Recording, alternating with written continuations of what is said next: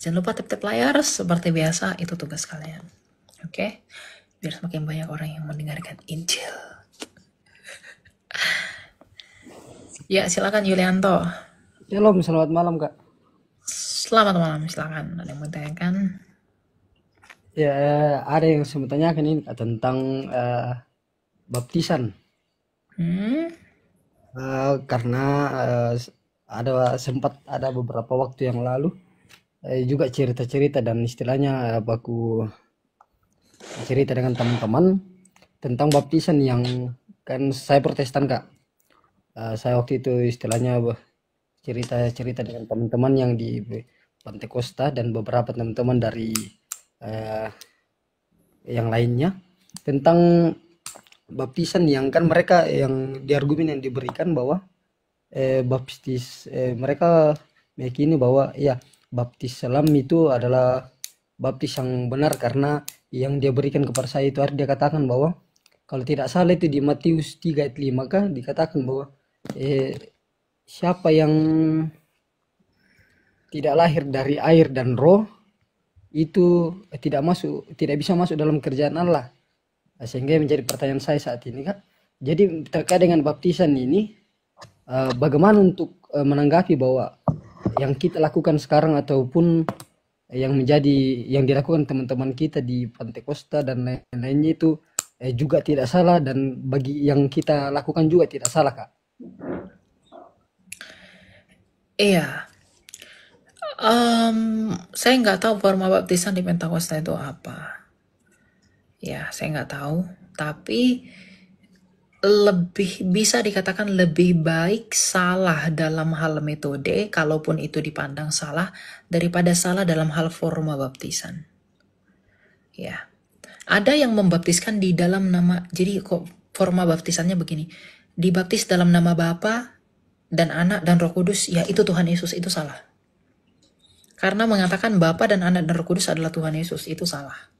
Karena di Kisah Rasul, ada orang-orang yang dibaptiskan ulang oleh Petrus karena mereka hanya dibaptis dalam nama Tuhan Yesus. Karena mereka, Roh Kudus tidak turun karena mereka hanya dibaptis dalam nama Tuhan Yesus.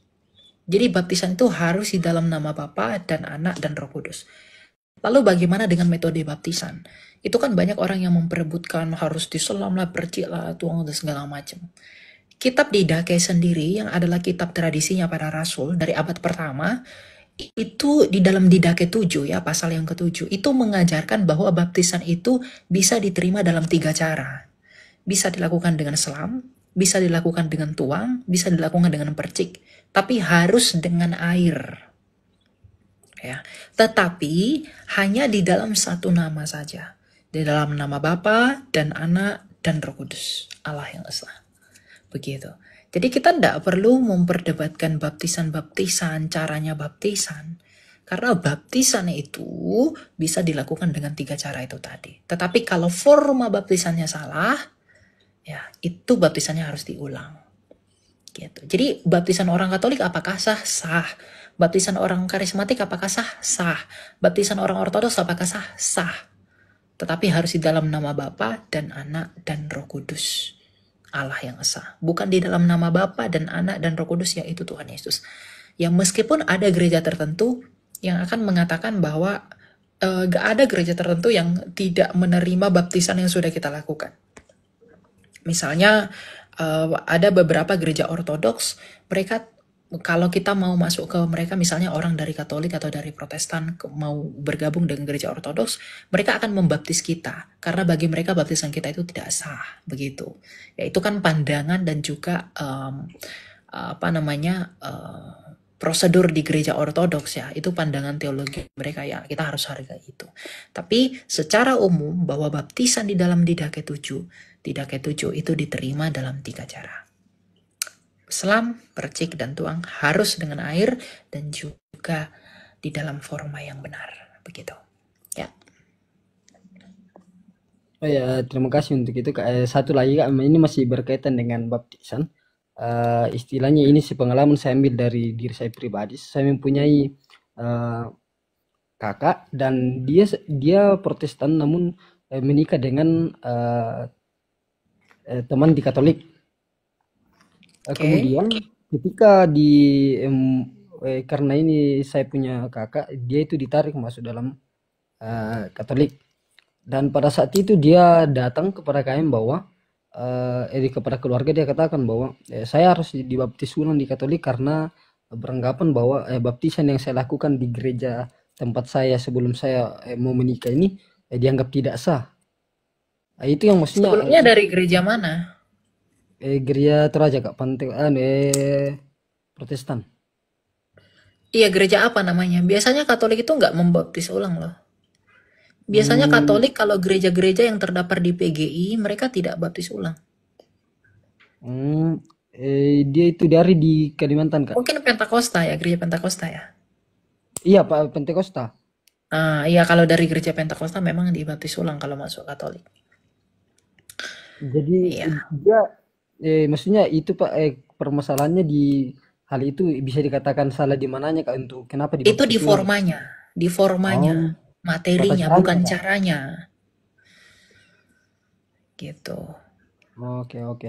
Siap Kak, terima kasih untuk kedua pertanyaan saya. Shalom. Oke, shalom. Iya, setahu saya gereja Katolik itu, setahu saya ya, koreksi saya kalau saya salah. Kalau dari gereja-gereja PGI dia tidak baptis lagi, ya, karena forma baptisannya dia nggak diterima gitu. Tapi kalau ortodoks setahu saya dia memang tidak menganggap sah baptisan dari gereja di luar mereka. Halo? Halo, Ya, silakan. Ada yang mau ditanyakan?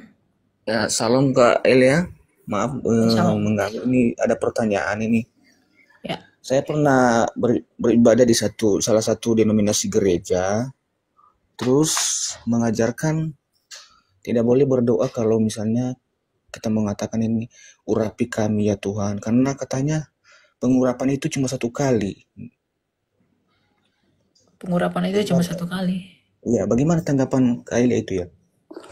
Ya nggak salah toh, pengurapan Roh Kudus itu memang Roh Kudus mengurapi kita itu melalui baptisan. Tetapi kan pengurapan yang kita maksud ini Tuhan urapi ketika kami berbicara.